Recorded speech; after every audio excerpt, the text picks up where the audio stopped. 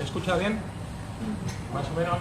Me obligan a estar con micro, ¿eh? A mí no me gusta porque tengo una voz un poco grave y tampoco es plan. Gracias a todos por venir. Lo primero, el turno de agradecimientos.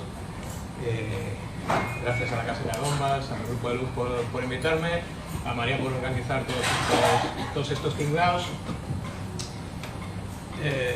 Un tinglao que a priori puede sonar un poco raro, ¿no? Una charla de historia en un restaurante o en un espacio así culinario.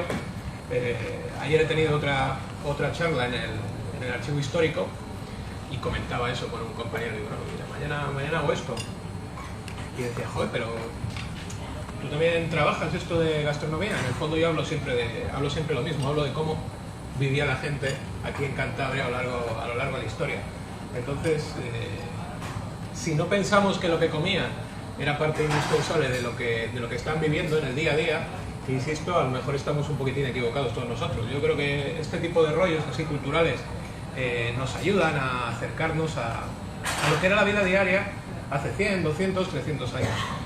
Digo la vida diaria, y aquí no voy a hablar de la familia Botín, ni de los Escalante, ni de los Huidobro, ni de, yo qué sé, ni de los López Dóriga. Voy a hablar de cómo se llevaba el día a día, de cómo se llevaba el intentar sobrevivir otro invierno, sobre todo en los pequeños pueblos, ¿vale? Sobre todo en los pequeños pueblos del interior. Hablaremos un poquitín de la costa y ya veréis qué cosas más divertidas vamos a ver. Haremos un par de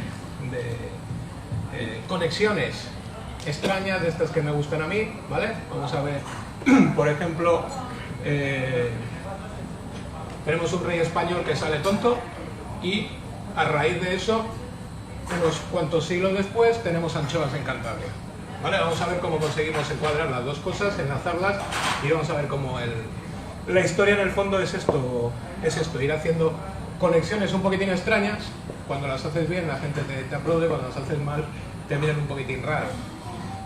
Sobre el título, iba a ponerlo primero para empezar con esta charla, iba a poner la receta del gato estofado. De ahí el título, ¿vale? En Cantabria se comían gatos. Mi abuelo, si me permitís la anécdota personal, mi abuelo decía que se enteró de que había acabado la posguerra el primer día que vio un gato por el pueblo corriendo, ¿vale? Hasta entonces se los metían todos a la cazuela. Lo que pasa es que la lista de la familia, que es mi novia, me ha dicho que a lo mejor no estaba bien recibido por todos que pusiera yo la receta y explicar cómo había que engordar al gato, cómo había que despellejarlo y tal y cual. Y en redes sociales me han caído un par de hostias y digo, mira, voy a ser un poquitín conservador, yo que no lo sé en nada, voy a ser un poquitín conservador. Entonces nos quedamos en bellotas y maíz, nada más, ¿vale? Tengo que... Bueno, si me la pasas tú, por fin. Tengo que indicar una cosa: todas las fotografías que voy a poner, con una pequeña excepción, son fotografías que están sacadas directamente de internet. Esto es sin ánimo de lucro total, no voy a publicarlas. Entonces, si alguno ve una fotografía que han subido al Facebook o algo aquí, bueno, que no se moleste demasiado. Bien, vamos a ir viendo más o menos lo que se comía, cómo se comía y cómo se sacaban las viandas que luego iban a la mesa en diferentes categorías, y siempre vamos a hablar sobre todo de edad moderna, ¿vale? Vamos a hablar de 1500 en adelante para que nos entendamos. Esto es una cocina tradicional que está reproducida tal cual en el Museo Etnográfico de Muriedas. Esta cocina se sacó de una casa antigua de Ribamontana al Mar y la pusieron ahí en el museo tal cual, ¿vale? Entonces me parecía muy chulo para empezar, como para que viéramos el espacio tradicional de lo que era una cocina en una casa de Cantabria, que además era el espacio de interactuación de toda la familia, porque las casas antiguamente no tenían un montón de habitaciones, no tenían salones, no tenían tele. Antiguamente había un espacio diáfano y la cocina, ¿de acuerdo? Entonces en la cocina es donde se reunía toda la familia para pasar el día a día, porque era el único sitio que era relativamente cálido. Vamos a ver que también era un sitio extremadamente pestilente. Vamos a ver por qué, porque no teníamos bombillitas y teníamos que calentarlo de alguna forma. Pásame otra, por favor. Vale, entonces, evidentemente la base de la alimentación en Cantabria es una alimentación de corte agropecuario, igual que la base de la economía, ¿vale? Podríamos decir, en el principio fueron las bellotas, en el principio fueron las castañas, Últimamente estoy viendo, a mí me gusta ir mucho a tiendas de estas de graneles y cosas así, y estoy viendo cómo se recupera la harina de castaña y la harina de bellota, y estoy viendo que las venden a precios además bastante curiosos. ¿Por qué en Cantabria comíamos bellota? ¿Por qué en Cantabria comíamos castañas? ¿Por qué hacíamos harina con castaña y con bellota para después hacer pan? Sencillamente porque aquí no había trigo. Aquí no había trigo. El único sitio de Cantabria donde había trigo es el sitio que se forró, que es Valderredible. Valderredible en la Edad Moderna estaba forrado. Parece de coña hoy, ¿verdad? ¿No? Lo pensamos. Valderredible tenía dos elementos, dos productos alimenticios, luego vamos a ver el segundo, en los cuales era riquísimo y que les permitían tener un mercado de exportación brutal. Pero en el resto de Cantabria no había trigo. Solamente había un pequeño trigo que se daba, que era de muy mala calidad, que nadie lo quería, que se recogía casi como forraje, que era la espelta. También lo habréis visto nuevamente en las tiendas estas. La espelta vuelve a estar de moda. La espelta no la quería nadie, la tiraba. Dice esto para las vacas. Tampoco para las vacas, que casi no había, ya lo veremos.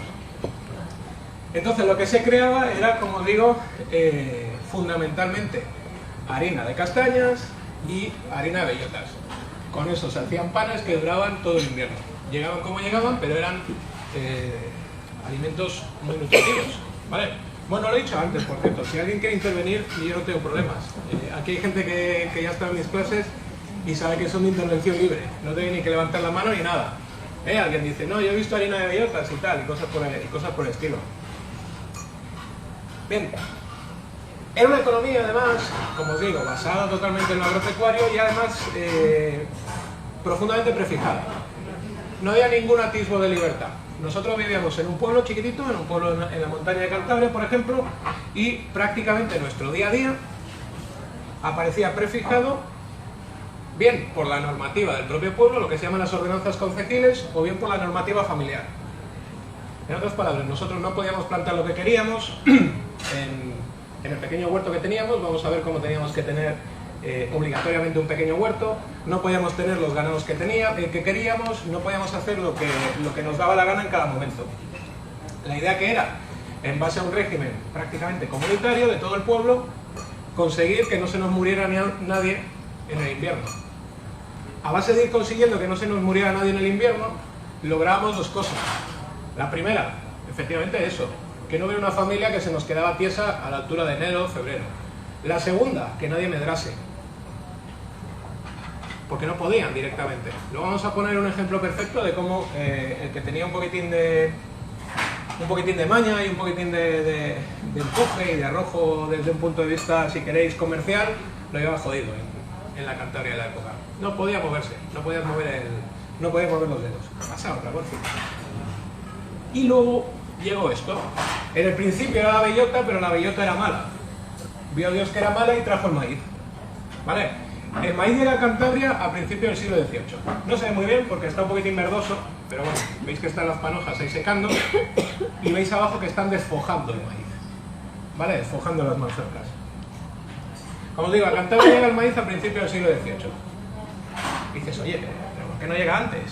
Si América se descubre en 1492 por los europeos y tal y cual, no llega antes por una sencilla razón. Prácticamente todas las plantas alimenticias americanas no se introducen en Europa para su uso alimenticio hasta pasados 2 o 3 siglos. Porque se consideraba primero que eran alimentos de segunda. Si lo comían los indios, serían alimentos de segunda, ¿no? Porque ellos son salvajes y nosotros no. Lo segundo, la mayoría de las plantas americanas son venenosas. El tomate es venenoso, la planta del tomate es venenosa, la planta de la patata es venenosa. Entonces decían, oye, si esto es venenoso, igual el fruto tampoco nos conviene. Y luego además tiene una particularidad, y es que, por ejemplo, los tomates son muy bonitos. Los tomates se usaban de forma ornamental, la gente los tenía. Las clases pudientes los tenían de adorno, igual que tenemos hoy en día tulipanes. Es un boom absoluto, es un cambio a nivel alimenticio total y absoluto. En Cantabria, sobre todo, el maíz. ¿Por qué? El maíz tiene una particularidad principal, que es que sirve en estas tierras de alimento tanto a las personas como al ganado. Entonces nos permite hacer una doble alimentación, o mejor dicho, nos permite hacer un doble aprovechamiento agropecuario sin ningún tipo de esfuerzo. ¿vale? Consecuencia de esto, empezamos a transformar el paisaje. Consecuencia de esto, empezamos a cargarnos el bosque autóctono para hacer maizales. Nos habíamos cargado parte del bosque autóctono unos años antes, ya veremos luego por qué, ya os lo comentaré. Nos acabaremos cargando el bosque autóctono a finales del 19, cuando vengan las vaquitas blancas y negras. Cuando nos carguemos las vaquitas que hay aquí y traigamos otras de fuera. Pero todavía estamos al principio, estamos con el maíz. Y el maíz empieza a tener tanta importancia en los pequeños pueblos de Cantabria que se le empiezan a aparejar aspectos casi de carácter cultural, de carácter etnográfico. ¿Veis uno ahí en la parte inferior derecha? Esto es una reproducción de una antigua desfoja de maíz. Las desfojas que eran cuando se juntaban todos los vecinos en la casa de un paisano del pueblo para quitar las hojas estas secas que tienen las panojas de maíz por fuera. ¿De acuerdo? Parece un poquitín naif, parece un poquitín infantil, resulta que de las desfojas nos ha quedado una huella etnográfica muy clara. ¿Por qué? Dime. En esa época, en el resto de España, ¿dónde empezó? En la misma época. En la misma época entra se establece en el tercio norte exclusivamente por aspectos, bueno, por dos aspectos. Primero porque por clima en Castilla el maíz no prende. Y segundo, porque lo que hay en Castilla es más rico que el maíz, que es el trigo. El trigo es el oro. El trigo es el oro. ¿Por qué no llegaron los musulmanes a Cantabria? Bueno, los cántabros son más potentes y les echaron cuando quisieron. Porque les importaba un huevo. Porque los musulmanes iban buscando el oro, que es el trigo. ¿Por qué los romanos no están en Cantabria, no están perfectamente asentados? Porque los romanos son los más fuertes y Corocota les echó. Porque les importaba otro huevo. Los romanos iban buscando el trigo. ¿Vale? Entonces aquí donde se establecen donde pueden sacar, ahí enfrente, donde pueden sacar metal. El trigo es lo que vende. El trigo es la unidad de medida de la riqueza de un pueblo. Y lo ha sido hasta hace 4 días. Entonces aquí, como no podíamos tener trigo, porque llueve mucho, ya os digo, trigo sobre todo se daba en Valderredible, se daba un poquitín de trigo en Soba. El Valle de Soba ha tenido un cambio climático a lo largo de la historia, es una cosa curiosísima, era mucho más cálido que antes y llovía mucho menos. Perdón, era mucho más cálido antes que ahora y llovía mucho menos. Se da muy bien el trigo. Con el paso del tiempo, no sabemos muy bien por qué, si por la transformación por parte de la mano del hombre del propio valle, ha empezado a llover más, es un lugar mucho más húmedo y se cambió del trigo a la espelta, de la espelta a maíz y ahora prácticamente es todo pastos. Si conocéis Soba, vamos. Entonces lo que os decía, estamos ahí, estamos desfojando y lo que nos queda de las desfojas es un elemento puramente etnográfico. Tenemos un montón de romances que se decían específicamente en las desfojas. ¿Por qué? Porque en las desfojas ayudaban todas las familias, ayudaban los niños. Los que tenéis niños sabréis que es bastante complicado que estén trabajando haciendo eso durante horas y horas y horas. Entonces les tenemos que tener entretenidos. Como no teníamos la Play, no teníamos los móviles ni la tablet, a los niños ¿qué hacemos? Les contamos historias, les contamos romances. Romances de desfojas, que son romances que tienen un montón de muertos y un montón de amores y un montón de dragones. Esos romances los hemos conservado. ¿Vale?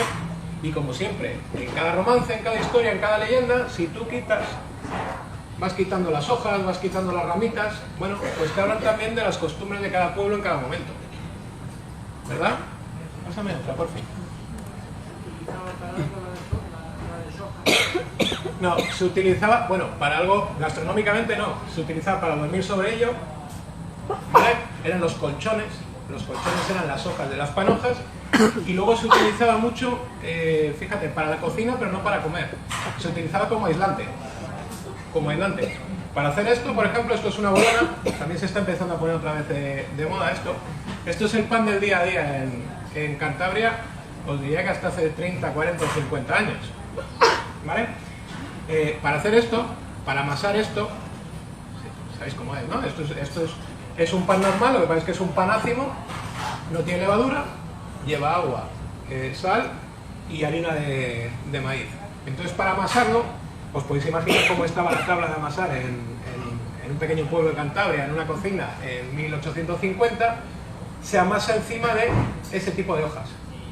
Si es otoño, si son los primeros días de la harina, por así decir, tenemos hojas que son mejores, que son las hojas de castaño, hojas secas de castaño.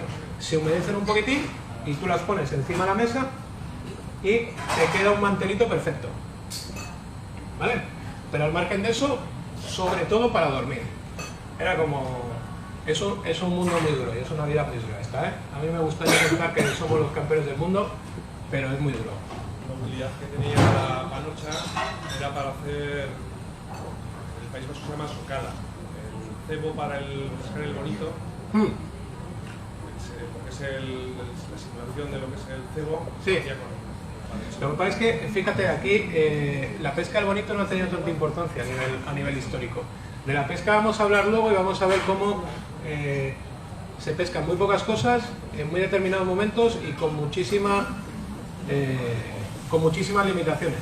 Solamente podían pescar los paisanos de un pueblo en determinados sitios, vamos a verlo después. Pero vamos, esa me la apunto porque no la sabía, ¿eh? Esa me gusta mucho. Sí, sí, verdad. Ahora que dices lo de se fuma, he dicho antes que los productos americanos tardan en entrar. El primero que entra y se impone realmente es el tabaco, curiosamente. El tabaco tiene, un momentito, ahora te atiendo. El tabaco tiene, en torno a 1500 se prohíbe por parte de la Iglesia española, porque se considera en la Iglesia española que todo lo que eche humo viene del infierno. Esto parece de coña, pero es verdad. Y luego unos años después se deja consumir y es el primer producto americano que realmente triunfa. Ni el cacao ni nada, el tabaco. Bueno, los esclavos y luego el tabaco. Dime, perdón.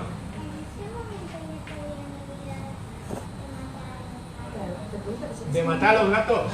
Todavía no. Todavía había gente así malintencionada que mataba a los gatos. Pero no eran gatos como los de las casas, eran gatos que andaban por ahí, eran como gato-conejos. Entonces te los comes con mucha más libertad. ¿Vale? Ese es eso, conejo. El conejo está rico. Y ratas también, pero de ratas no hablamos hoy. ¿Vale? De ratas no hablamos. Bueno, como os digo, este es el pan del día a día. En Cantabria se comía este pan. ¿Por qué se comía el pan? Porque hemos visto que no teníamos harina de trigo. Y entonces se come este pan. Si nosotros normalmente, cuando hablamos de historia, decimos, este pan lo hacíamos todos los días. ¿Qué va? Este pan se hacía una vez a la semana, porque éramos pobres, éramos muy pobres. ¿Vale? Y este pan, ¿cómo se hacía? Se aprovechaba para cocer dentro de un horno natural, que es el hogar. ¿Vale? Se pone encima del hogar, se cubre con un paño y encima se echan las cenizas que va generando el propio hogar. ¿Vale? Habéis visto las cocinas antiguas. Entonces se va cociendo en un propio horno. Fijaos que aunque tuviéramos trigo, tampoco podríamos hacer pan, porque no tendríamos horno para hacerlo. ¿Vale? En otro sitio también donde había cierta producción de trigo, que es en Líbano, las casas pudientes tenían una pequeña hornera chiquitita que aprovechaban para hacer el pan de trigo en este caso, con levadura, con masa madre que dicen hoy en día, y para curar los productos del cerdo.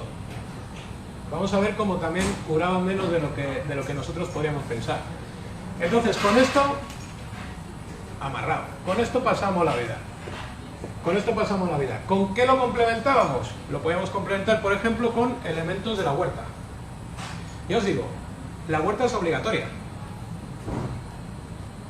Por ley tienes que tener huerta. Y si no tienes una huerta mínima, te sancionan, te multan. ¿Por qué te sancionan y te multan?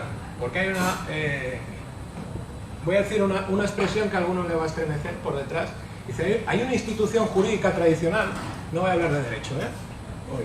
Hay una institución jurídica tradicional aquí que se llama la derrota. ¿La derrota qué es? Que se ha mantenido también hasta hace 4 días.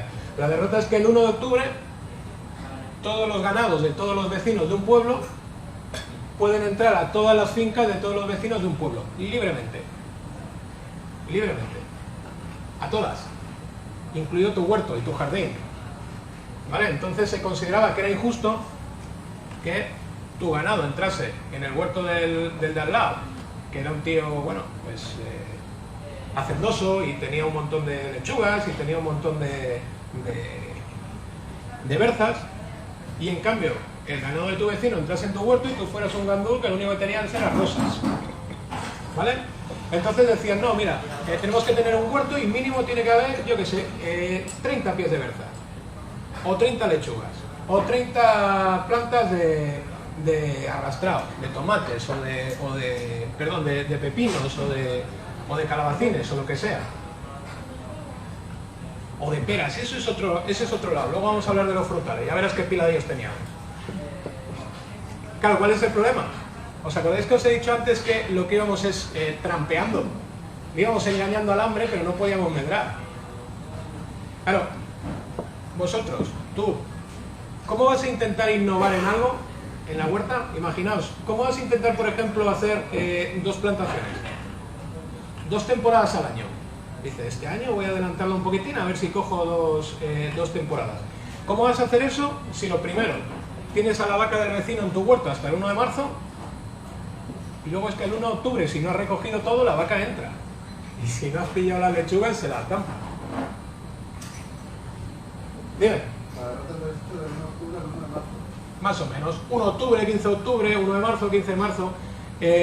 ¿Cuál es la idea de la derrota? Es un poquitín... no es adecuado para contarlo aquí. La idea de la derrota es que el ganado de todos los vecinos, durante los meses más complicados, que son los meses de otoño e invierno, se puede aprovechar de todos los pastos, mejor dicho, de todas las tierras de todos los vecinos. Entonces, como digo, tiene elementos negativos, que son los que acabo de escribir, evidentemente tiene elementos positivos. El ganado te limpia la tierra, te limpia el forraje, lo que está por el suelo, el rastrojo, el ganado te la fertiliza y te la mueve. Te la mueve incluso demasiado.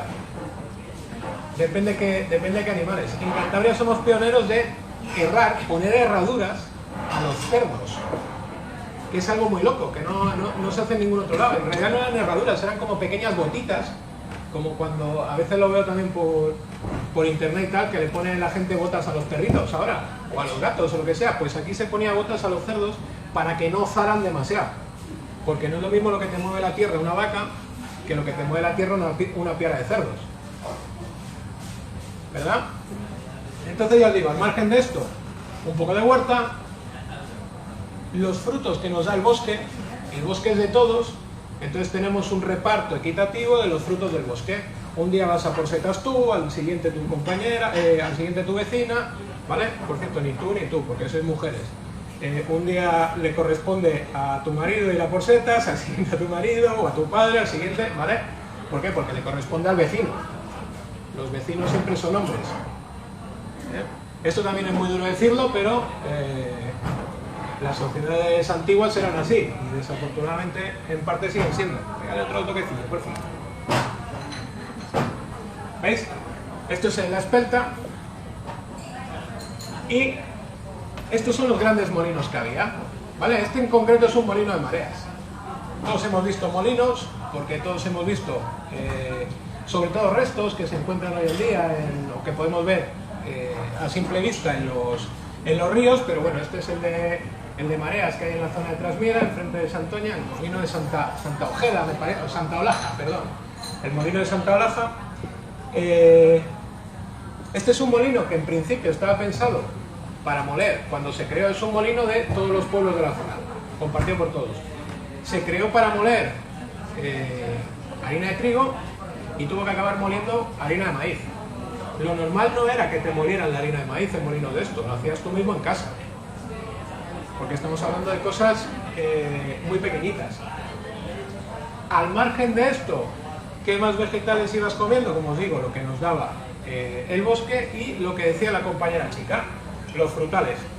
En Cantabria tenemos constancia de que existían bastantes árboles frutales, muchos de ellos aprovechados como alimento y algunos de ellos veremos después aprovechados para crear otras cosas, ¿vale? Sobre todo, ¿cuáles? Los manzanos. Existía una apreciable, no potente, pero sí apreciable industria de sidra. Y vamos a ver cómo nos ha dejado incluso topónimos, ¿vale? Igual que existía una apreciable industria de vino. Y entonces dices, oye, ¿y estos paisanos no comían carne? Pues prácticamente no. Prácticamente no. Veis aquí, estos son dos de las razas tradicionales, dos de las razas autóctonas que existían en Cantabria. Estas todavía existen. La de abajo existe menos de lo que dicen muchos, yo creo, pero bueno. La de arriba es una vaca tudanca, la de abajo es una vaca pasiega. Son dos razas autóctonas. Existía también la vaca campurriana, existía una vaca trasmerana, existía y sigue existiendo la mochina, hubo una vaca lebaniega. ¿Cuál es la característica general de estos bichos? Bueno, pues son varias. La principal, no dan leche. Estos bichos no dan leche. Si vais al museo etnográfico, el señor que os lo explica, que es un tío muy gracioso y que lo hace súper bien, es una visita súper chula, os dice que las vacas en Cantabria daban más patadas que leche. Y es verdad, son animales de trabajo. Son animales de tiro. Son animales que además cada familia no tenía 5, 10, 15 vacas. Cada familia tenía una o dos. Una o dos. Si la vaca coincidía que era... bueno, las vacas son hembras, evidentemente. Si el vacuno era hembra y coincidía que tenía un becerro, la leche iba para el becerro, macho. No iba para ti. ¿De acuerdo? Entonces ya os digo, estas... sirven como animales de carga. Tienen más particularidades. Aquella, por ejemplo, la pasiega, tiene una particularidad compartida con todas las demás razas autóctonas, que es que está adaptada al terreno. Son animales pequeñitos, son animales muy fuertes y son animales que aguantan los inviernos. Aguantan los inviernos y están adaptados para consumir forraje y pasto de las brañas altas de forma brutal durante el verano. Entonces, ¿qué es lo que se produce? Se produce que, por ejemplo, ya os digo, la vaca esa pasiega, lo que acaba creando es, cuando tiene leche, una leche con un contenido en grasa muy superior a la leche de hoy en día. La leche que todos hemos visto en casa de pequeños ya tenía un contenido en grasa muy superior a la leche de hoy en día. Todos hemos tenido leche de nuestros abuelos y prácticamente había veces que se masticaba. Pues os acordaréis. No tiene nada que ver, la leche de hoy en día tiene textura de agua, la leche no tiene textura de agua. La leche mala, quiero decir. Esta era todavía más grasa. Entonces sirve para hacer postres. Los sobaos y las quesadas se crean inicialmente porque son una derivación directa de este tipo de leche, de este tipo de animal. ¿De acuerdo? Claro, ventajas de tener estos bichos. La ventaja es que, como se aprovechan del terreno, el terreno ya está dado. Nosotros no tenemos que intervenir en el terreno. Si tenemos un bicho, fijaos, estas vacas consumen pradería, lo que llamamos pradería alpina, lo que llamamos en Cantabria brañas, única y exclusivamente en los meses de verano. Julio, agosto, principio de septiembre. Son las únicas praderías autóctonas que hay en Cantabria, las altas, las que están a más de 1000 metros, a más de 1200, a más de 1300, la braña de Sejos. ¿Vale? El resto del tiempo que están consumiendo el terreno de Cantabria. ¿Y el terreno de Cantabria cuál es? ¿Cuál era? Ya lo tenemos, el bosque autóctono. Estos bichos se meten en el bosque autóctono y se buscan la vida. Y comen. El problema es que las vaquitas que tenemos hoy en día no comen en el bosque autóctono. Entonces, pégale otro toquecillo por fin. Ah, bueno, esto es... dale para atrás, que me he equivocado yo. Esto es de la matanza. Uy. Lo dejamos expresado. Las vaquitas de hoy en día no comen en el bosque autóctono. Y dices, oye, si resulta que tenemos vacas y son animales de tiro. Insisto, ¿qué carne comen estos? Bueno, pues la respuesta fácil es la carne de cerdo, la matanza, ¿no? Podéis ver en un montón de libros la idea. No, oye, mira, la matanza se lleva a cabo, todas las familias tienen un cerdo, se lleva a cabo la matanza en días alternos en el mismo pueblo para que todos los del pueblo ayuden en la matanza. ¿Vale? Es de pura lógica. Una familia sola no puede hacer todas las acciones que conlleva un día de matanza. Bien, eso estaría muy bien y queda muy chulo en los relatos, pero es falso. Es falso. Yo he estado sacando antes, es una forma de hablar, antes es hace una semana, estuve sacando datos concretos de un pueblo de Liébana. Y os digo, Liébana siempre se ha considerado que la matanza tenía más importancia porque por clima era más favorable, etcétera, etcétera. Bueno, pues este es un pueblo concreto, tiene 1000 y pico cabezas de ganado, son 200 y pico vecinos, ¿vale? A 4 cabezas por vecino más o menos, no hay ni un cerdo. No hay ni uno. Ni uno. Lo habitual que era que hubiera un cerdo cada 3, 4, 5 familias. Entonces, el día de matanza, ahora sí la pasas, el día de matanza era un día de fiesta. No era un día de fiesta porque todos se reunieran para ayudar a los vecinos y todos disfrutaran de lo de todos los vecinos. Sabéis que hay cosas que son perecederas, ¿no? En la matanza hay cosas que hay que comerlas ese mismo día. No, era un día de fiesta porque era el único día en el que algunas familias cataban la carne. ¿Vale? Al margen de la caza. Que cada cual lo que pudiera. Y entonces surgía alimentación, surgían productos, surgían cosas específicas de ese día. En Cantabria no tenemos jamones, en Cantabria no tenemos lomos, en Cantabria no tenemos embutidos. Tenemos que hacer otras cosas. ¿Por qué? Porque no se dan. Porque por nuestro clima no se dan. ¿Vale? Hacemos otras cosas. Una de las cosas que hacemos es esta. Estos son los boronos. ¿Vale? ¿Qué es el borono? El que te venden en muchas carnicerías ahora es una morcilla.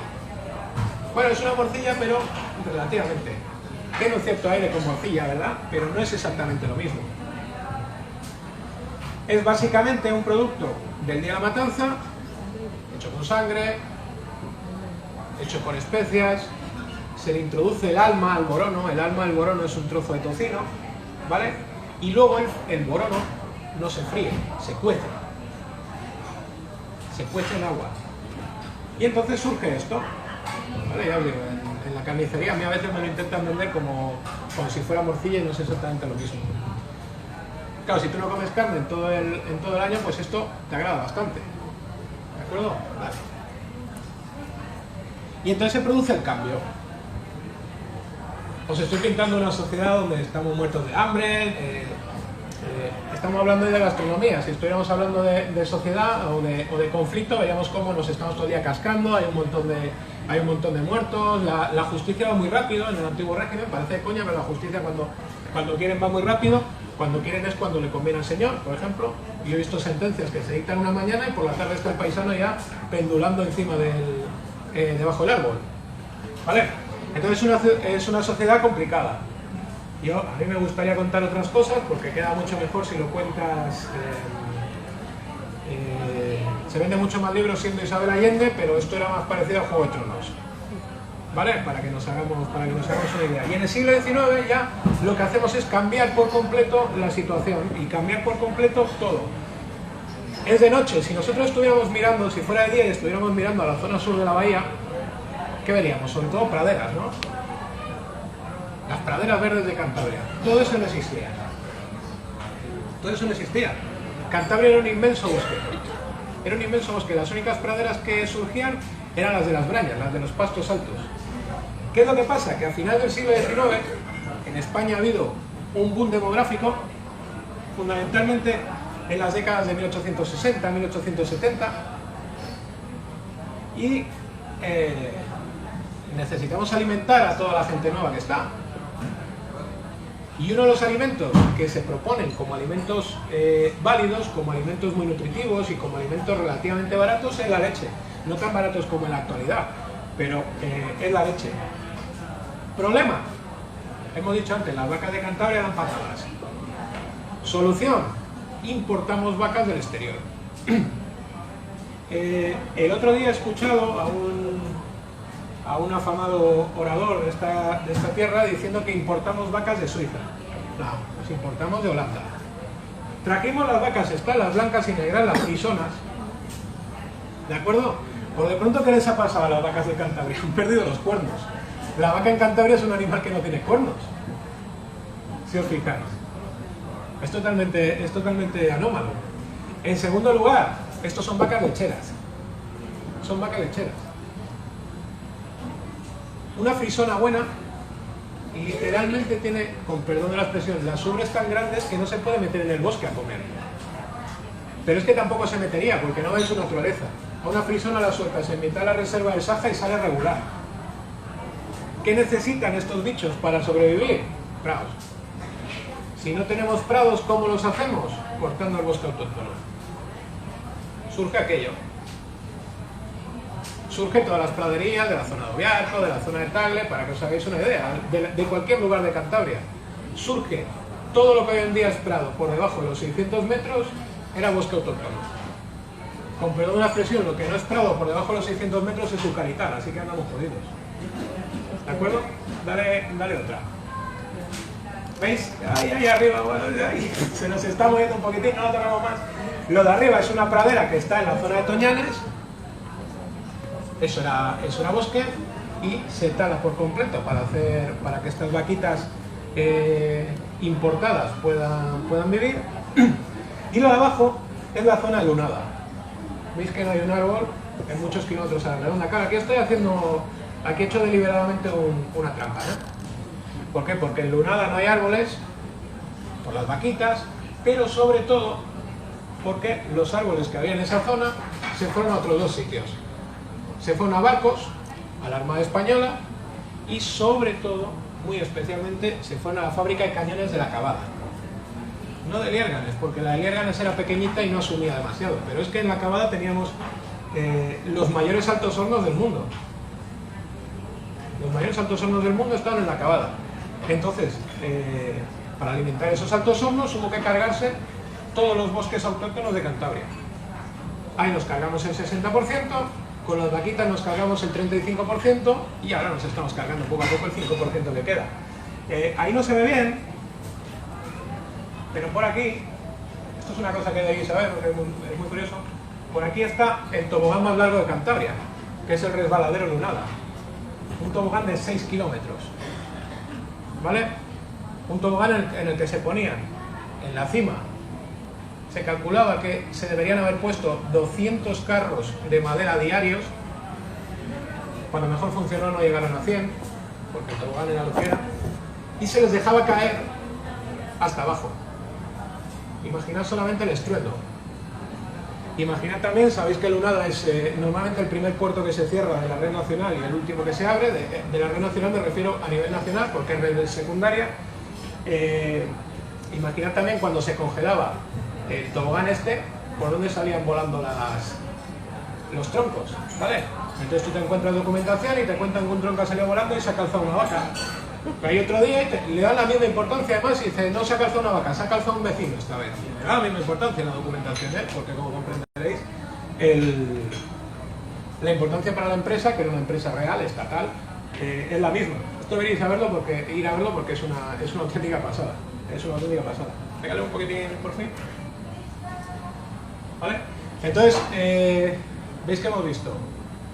Sobre todo comemos vegetales, sobre todo comemos maíz, no tenemos prácticamente nada de proteínas. Luego vamos a ver el poco pescado que podíamos comer, ya veréis de qué forma más graciosa además.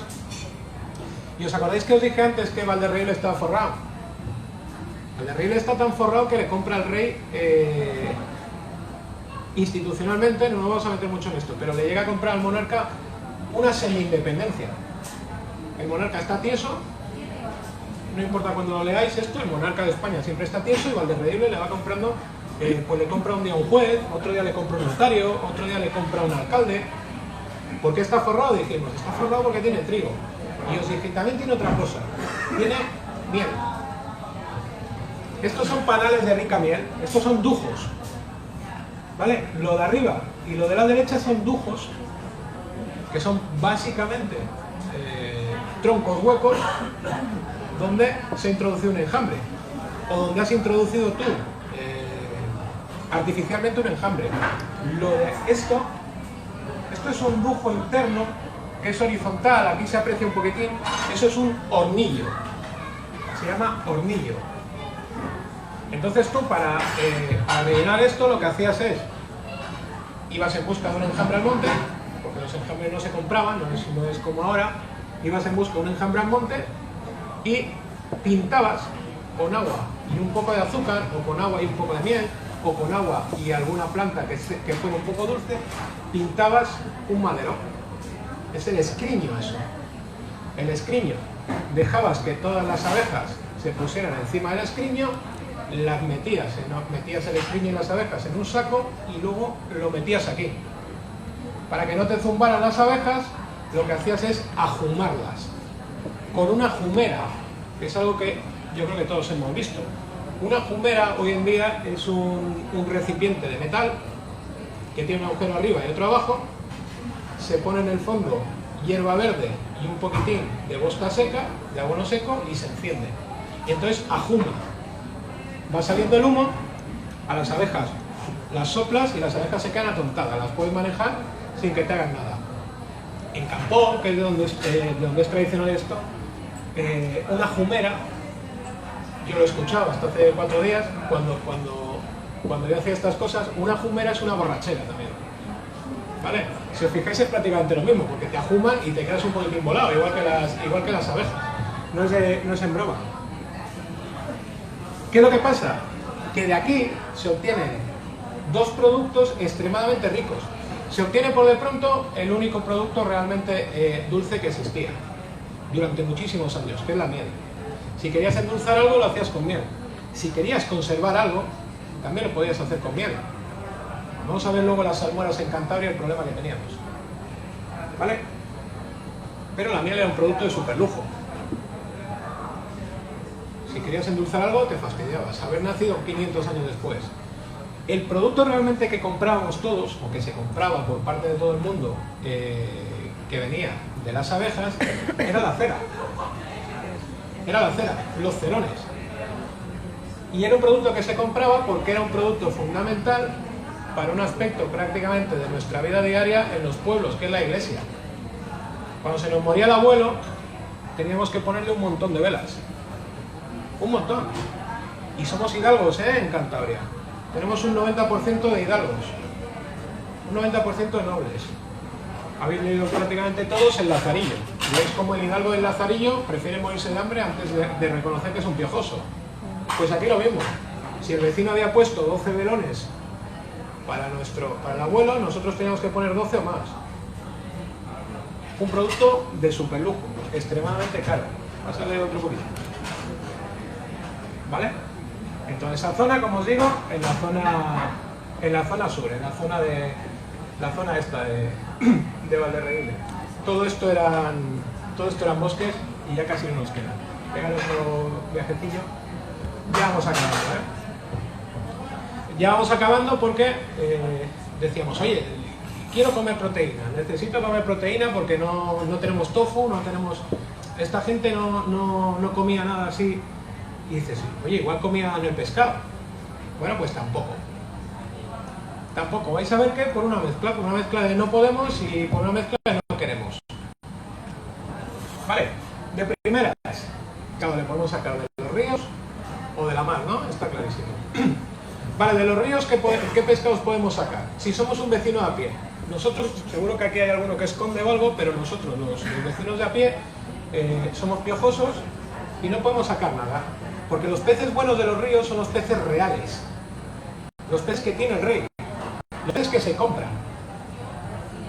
Los salmones son peces reales. Si tú coges un salmón, te multan. Te multan, porque el salmón es del monarca. Y al monarca hay que comprárselo antes de cogerle. Es como cuando vas a un lago de estos artificiales que han echado peces y tienes que comprar lo que pescas antes. ¿Vale? Luego se escapan los siluros y se acaban comiendo a todos, se comen hasta las palomas. No puedes comer los salmones, no puedes comer las truchas, no puedes comer los sábalos, no puedes comer esturiones. Aquí había bastantes esturiones, ahora solo hay en Cabárceno. Aquí había bastantes esturiones, se extinguieron. ¿Vale? Pero tampoco los podías pescar. No, aquí se comía, no, pijada de esas no. Pijada no. Se comía todo y seguramente el pico también se comería y los ojos y todo. Este tipo de cosas no teníamos aquí. Claro, si no puedes comer ni trucha, ni salmón, ni tal, ¿qué nos queda para pescar en los ríos? Los quiscardos, que no dan para nada, y lo que realmente sí que podíamos pescar y sí que se pescaba y se ha comido mucho hasta hace 4 días también, que son las anguilas.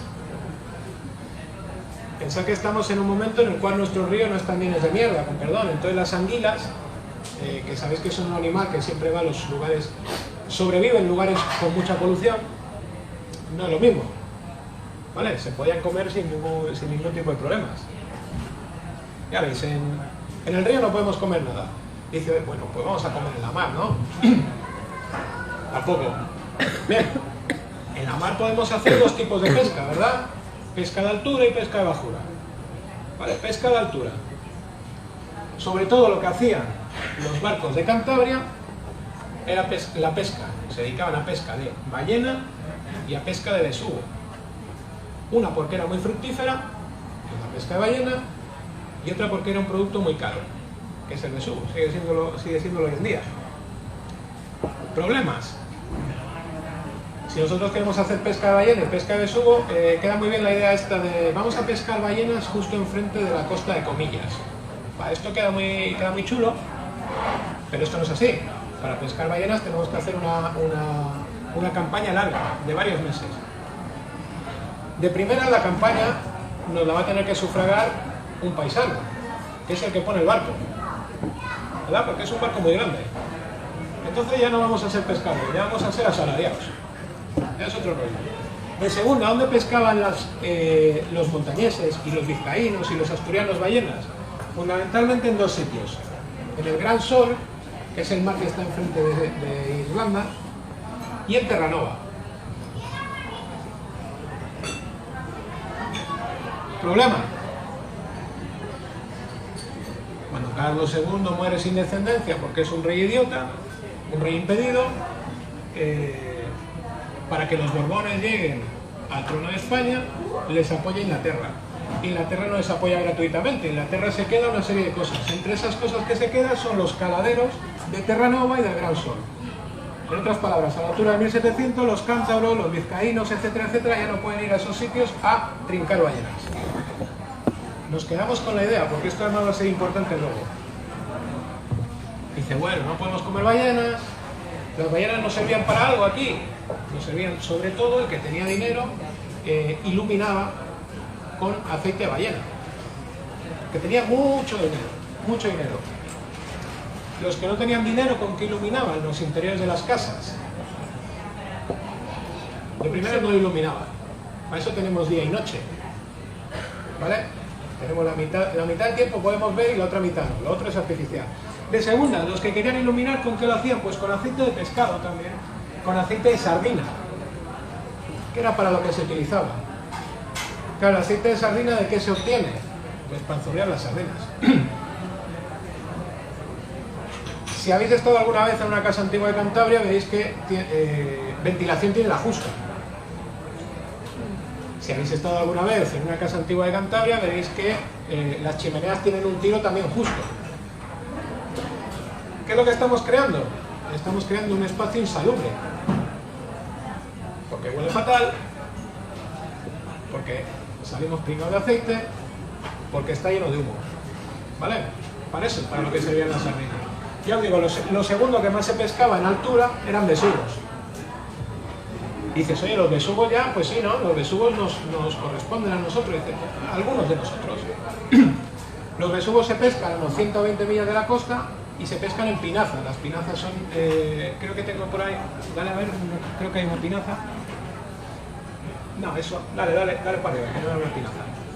Es una primera. Las pinazas son barcos más pequeños, de 20, 25, 30 pasajeros, y son barcos que son propiedad del pueblo. Vale, perfecto, ¿no? Si son propiedad del pueblo, nosotros como vecinos del pueblo participamos. Problema, solamente podían pescar 4 pueblos en Cantabria. Las 4 villas, San Vicente, Santander, Laredo y Castroviales.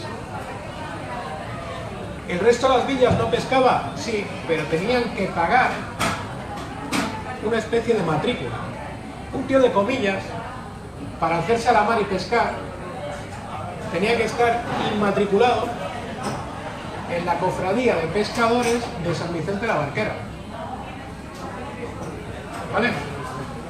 Un tío, yo que sé, de Soto de la Marina, tenía que venir a Santander.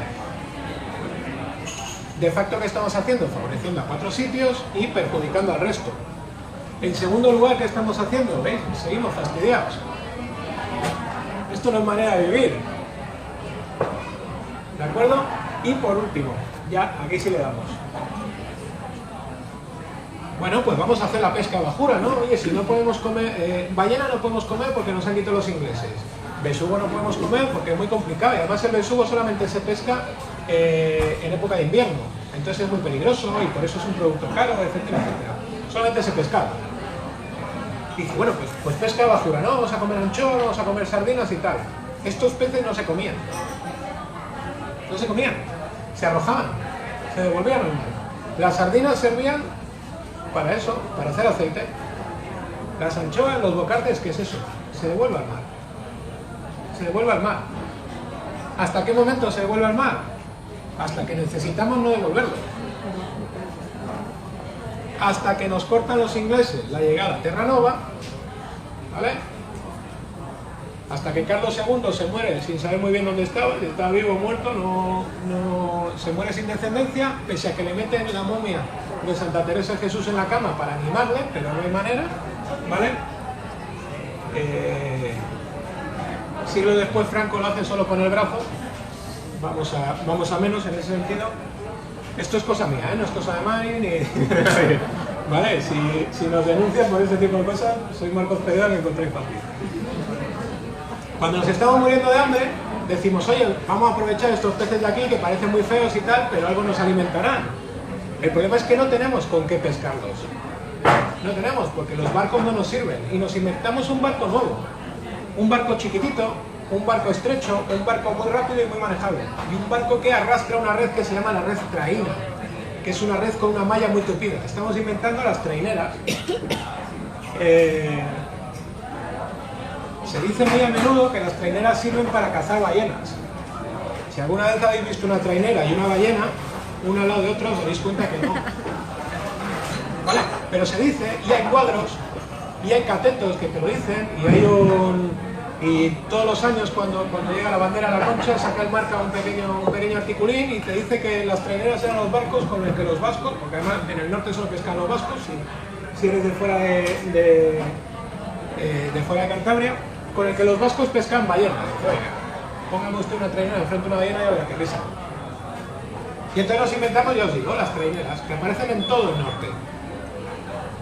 Dice, perfecto, nos empezamos a forrar, ¿no? Empezamos a hacer anchoas. Pues tampoco. Lo de los salazones aquí es un invento moderno. Es un invento moderno por una sencilla razón. ¿Se hacían salazones en Cantabria? Sí. Dale otro que me parece que está, o tampoco. Nada, ¿no? Ah, es que está aquí. Vale, dale para arriba otra. ¿Por qué es un invento moderno? Se hacían salazones de congrio, de merluza. Se hacían salazones de bichos grandes.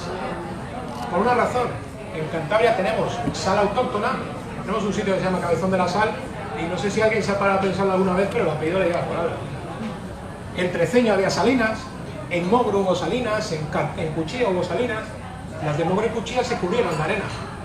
Como antes las cosas que se cubrían de arena se dejaban así, no es como ahora, que se lleva la mar arena y volvemos a traer arena esperando que el año que viene no se lo lleve, porque nos gusta la playa.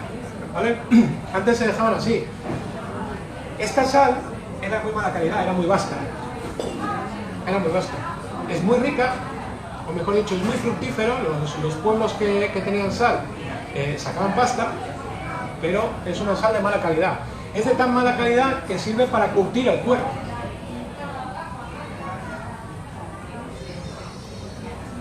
A los alimentos se los come, los devora. Si tú pones una anchoa en la sal tradicional que se obtenía en Cantabria, tal y como se obtenía en Cantabria, que era también calentándola, también nos calzamos así unos cuantos bosques, la anchoa no llega, se la come la sal, la destroza. Entonces teníamos pequeños salazones para exportar a Castilla, merluza y congrio sobre todo, y la forma de conservar el pescado pequeñito que teníamos aquí en Cantabria era en mantequilla. Es una guarrada, pero bueno, es lo que había. ¿Hasta qué momento? Hasta que a finales del siglo XIX llegan unos sicilianos a Santoña con toda su tradición de salatoris y enseñan, traen la forma de hacer las anchoas tal y como se hacía en Sicilia desde tiempo inmemorial, desde la época de los romanos, y lo enseñan aquí, ¿vale? Son los primeros que meten las anchoas, meten el carne limpio, en aceite de oliva, ¿vale? Pero ya os digo, es siglo XIX, finales del siglo XIX. Por cierto, en esa época diréis, ya para acabar con esto, dice, joder Marcos, no comen carne, no comen pescado, dice, se pondrían ciegos de mejillones y tal. El marisco se desechaba. Exactamente igual. Exactamente igual. Las primeras autorizaciones para explotación de marisco que vienen de Pedreña son de los años 30 y 40. ¿Vale? Entre otras cosas porque hasta el año 20 Pedreña no existe. Pedreña es un pueblo que aparece en los años 20 porque antes era en Bojo. Pedreña era la zona donde se guardaban los aparejos de pesca de los pescadores. Dime, perdón. ¿Puedes comentar un poco? Porque has pasado muy en soslayo por la caza, como otra fuente de proteína. Sí. No, la caza, vamos a ver. La caza lo que pudiera cada uno. Lo que pudiera cada uno. En los sitios realmente ricos, en zonas de montaña, sí que está perfectamente regulada. Y cuando digo regulada me refiero a la regulación municipal, lo que se llaman las ordenanzas concejiles. El pueblo decía, cada persona tiene derecho a batir esto, 2 piezas de caza mayor y 1 pieza de caza menor. Pero eso en los sitios, digamos, de alta montaña. Te dicen también en esos mismos sitios, el cazador debe ser, por ejemplo, persona mayor de 18 años, por miedo a que saliera un mozuco a por un conejo y se cruzase con un oso. Va a acabar pasando dentro de poco aquí, porque tenemos una tontería con los osos brutal. Entonces era lo que apañases literalmente, ¿vale? Eso sí, cuando apañabas algo, lo aprovechabas al extremo. Explotabas todo. Los huesos para hacer utensilios, la carne para comerla y la piel. Dice Carlos I, mejor dicho, dice el futuro Carlos I, cuando aún no era Carlos I de España ni V Alemania, era un príncipe que además venía aquí sin ningún tipo de ganas, la primera vez que es en toda Castilla. ¿Vale? Entonces, bueno, pero no sostienes una economía familiar, no sostienes una alimentación familiar a base de la caza, porque en el fondo es algo muy fortuito, ¿de acuerdo? Muy poquito. Ocas aparecen mucho. Hasta tal punto aparecen las ocas que llega a haber en muchos pueblos hay para aprovechar el trabajo de todos, lo que se hacía es, oye, si tú tienes 2 cabras, tú tienes 2 cabras, tú tienes 2 cabras, tú tienes 2 cabras, en vez de llevar todas nuestras 2 cabras a los pastos de todos, vamos a ir turnándonos, ¿no? Que un día lleve ella las cabras de todos los vecinos, al siguiente ella, al siguiente ella, al siguiente ella, ¿vale? Si ella tiene el doble de cabras, lo hace 2 días. Esto se llaman las veces, las cabañas. En algunos sitios llegó a haber cabañas de ocas.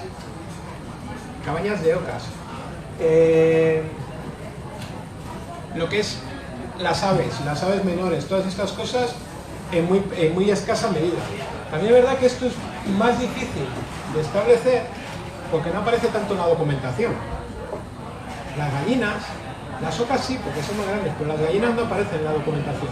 Las ocas se consideran ganado, las gallinas es otra cosa. ¿Vale? Entonces ya os digo.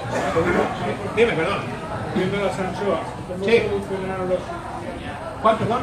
¿Cómo solucionaron los sicilianos el tema De la sal, trayéndola, importándola, claro, metiendo pasta al producto. Hay un documento muy curioso, fíjate, es muy anterior a esto, es del puerto de San Vicente de la Barquera y es del siglo XVI. El mismo día en el puerto de San Vicente de la Barquera se exporta sal de Cantabria en dirección a Bretaña para curtir el cuero, ¿vale? Y entra un cargamento de sal de Bretaña a Cantabria para comer. ¿Por qué esta sal es de mala calidad? En primer lugar, porque no es sal marina, es sal subterránea.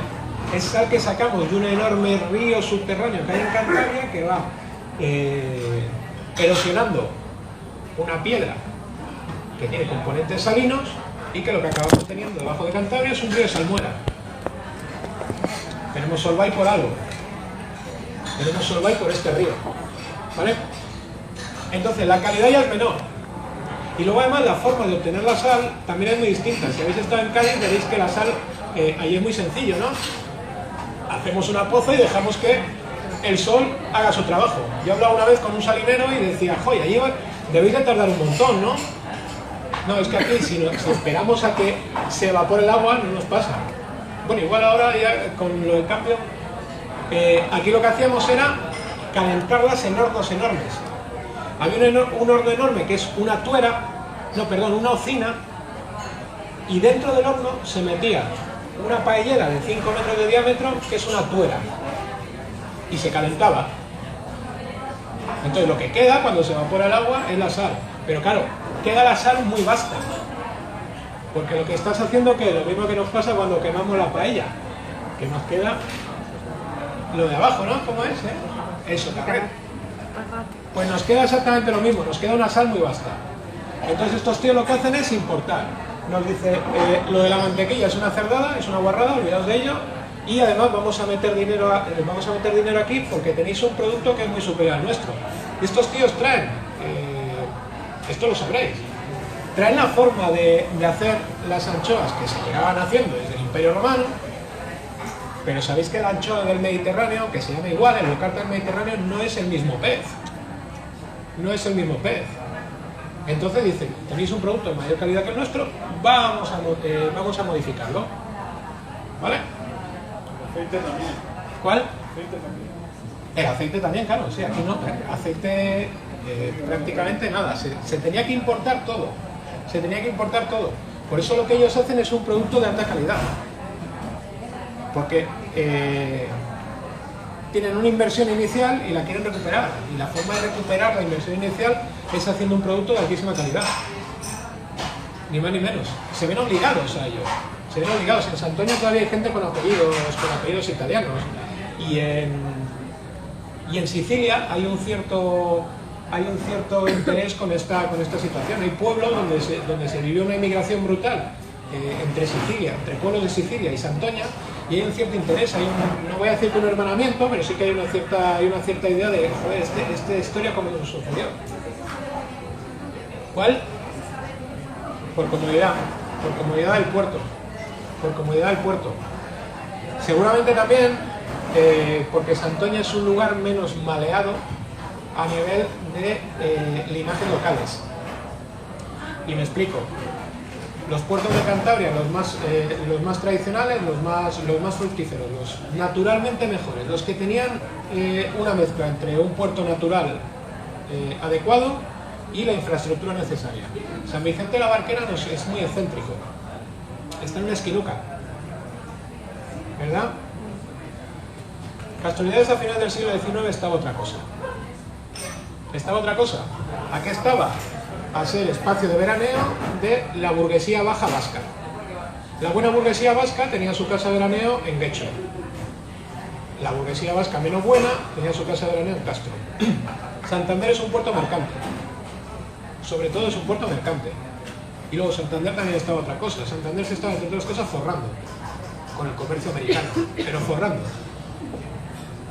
Y luego decías, oye, entre Laredo y Santoña, pues es que Laredo tiene un problema, que es que Laredo durante toda la Edad Moderna ha estado muy vinculado y ha estado muy controlado y ha estado muy, entre comillas, limitado por el poder de los linajes locales. Yo siempre pongo un ejemplo.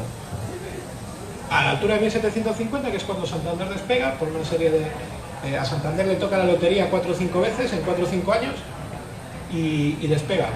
¿Por qué despega Santander? Entre otras razones. Porque en aquella época en Santander tú valías lo que tenías. En Laredo valías como te apellidabas. Entonces, a base de ir eliminando lugares, Requejada no nos vale porque Requejada es un puerto muy chiquitito. Luego vienen los de Solvay y ven que es un puerto enorme y dicen, joder, ¿por qué es tan grande Requejada? Porque es el puerto de contrabando. ¿Vale? Cuando llegan los de Solvay dice, oye, en Requejada desembarcáis 10, pero esto está montado para desembarcar 10.000. Y ya se los explica. Dice, no, es que aquí es donde desembarcamos el contrabando antes de que entre en Santander, para pagar menos impuestillos. pero no nos sirve Requejada. El Puerto de Santander, ya os digo, tampoco nos sirve. Laredo no nos sirve. Comillas no nos sirve, es muy chiquitito. Pues entonces tenemos la opción de Santoña, ¿vale? Santoña, que además es un espacio en la época con un montón de, de infraestructura en forma de edificios semiabandonados, porque Santoña fue un puerto militar de enorme importancia, de brutal importancia. Santoña fue una fortificación francesa, napoleónica, de brutal importancia, estuvo a punto de ser un Gibraltar en el norte, literalmente, y hay muchas cosas de ese pasado tan importante que están semiabandonadas. Hay muchos almacenes, hay muchos antiguos cuarteles, y entonces se dice, oye, mira, es una mezcla de situaciones, ¿vale? Dale, ya acabamos, y acabamos bebiendo. Porque dices, oye, ¿qué bebía esta gente? Agua poca. Lo de beber agua también es un invento del siglo XX. No es broma. Se bebía normalmente vino aguado, en todo caso. Y dices, vino en Cantabria, vino sería en potes. Bueno, en potes es donde más vino había, evidentemente.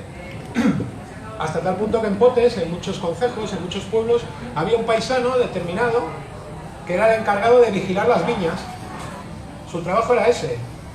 Cada día lo hacíamos uno, un día tú, un día tú, un día tú, un día tú. ¿Vale? Por cierto, esto sí lo podéis hacer, ¿eh? Para trabajar las mujeres valíais en los pueblos. Lo que no valíais es para tomar decisiones. ¿Vale?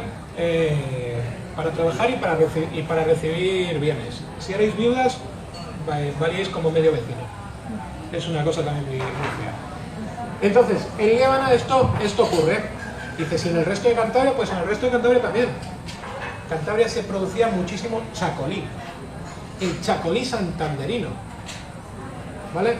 Hubo un famoso artículo en el siglo XIX. Este mismo Carlos de Habsburgo, que hemos hablado antes, en otro de los viajes que él hace, cuando desembarca en este que digo, desembarca en el puerto de Santander, y él comenta que entrando en la bahía de Santander, lo que ve son bosques y viñedos.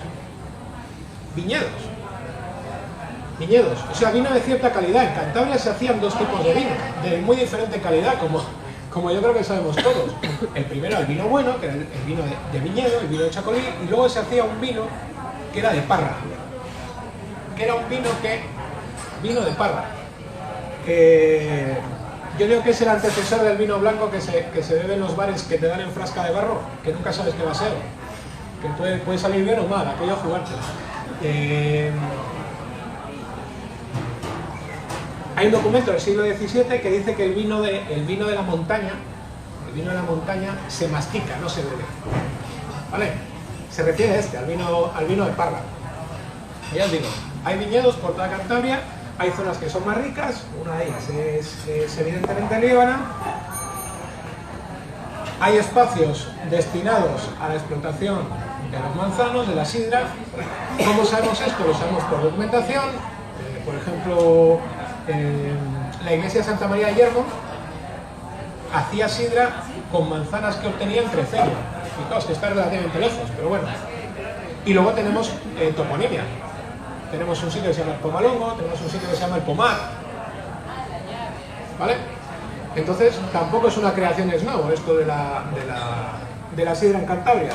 Y luego, por último, teníamos, derivado de esos viñedos de arriba, esos viñedos están en Camaleño, tenemos lo de abajo, que no se aprecia muy bien, pero bueno, se ve aquí más o menos. Esto es una quitara. Se creaba el aguardiente, el orujo. ¿Vale?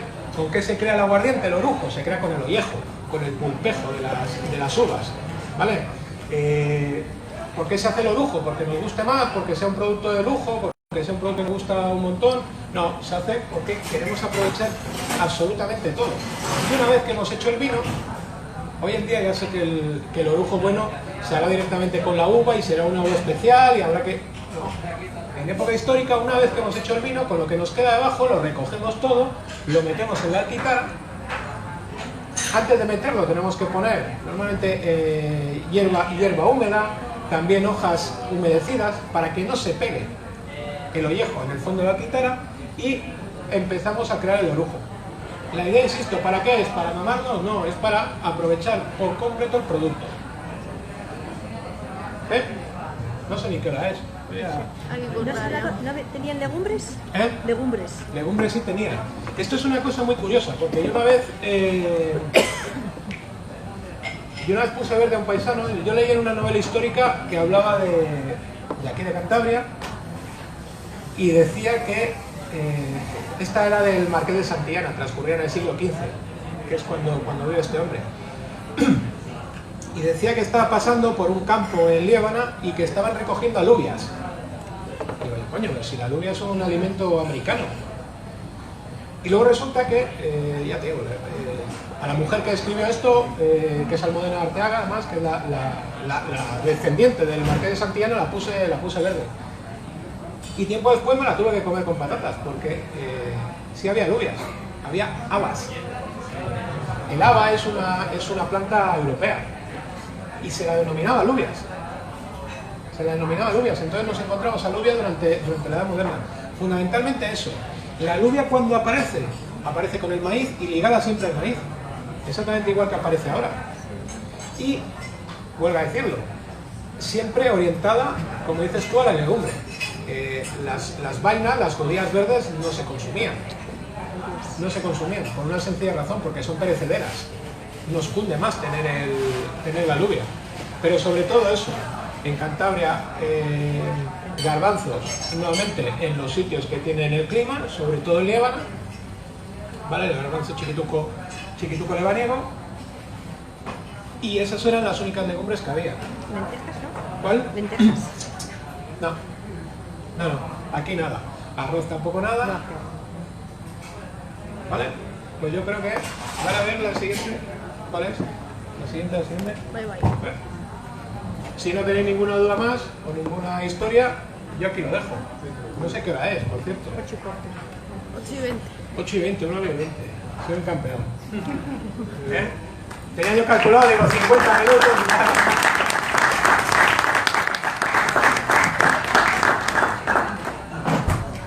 ¿No tenéis nada? Sí, mira, una pregunta. ¿No sabes tú? No sé.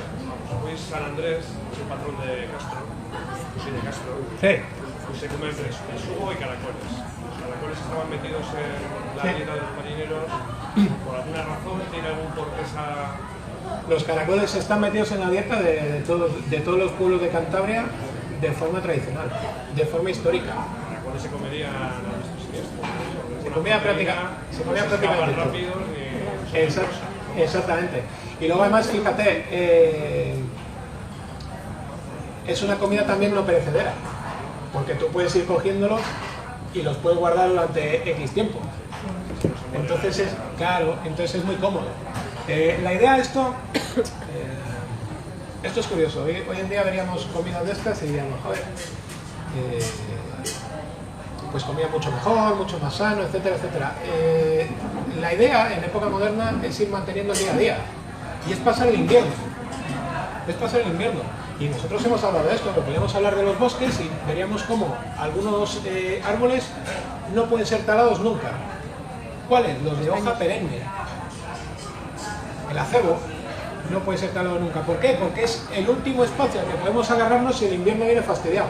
Esto es un ir conviviendo día a día. Ojo, insisto, hablando de los pueblos y hablando de la gente normal, del 99,9%.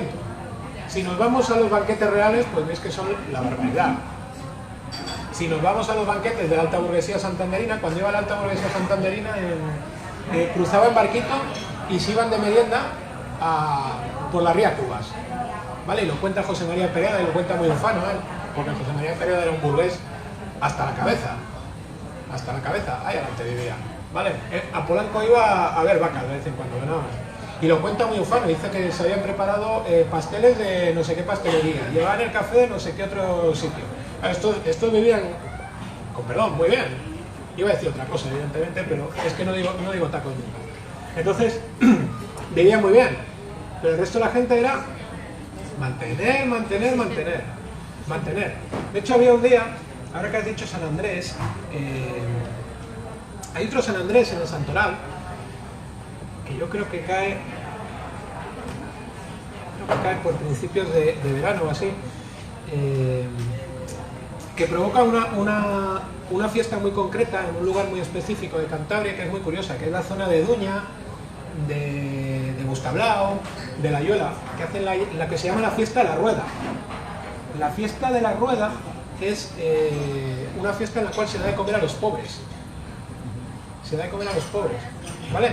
Se aprovecha todo lo que se tiene desde el año pasado, justamente en el momento que vamos a empezar a recolectar las cosas del año presente, y todo eso se vuelca y se da de comer al llamado pobre de solemnidad.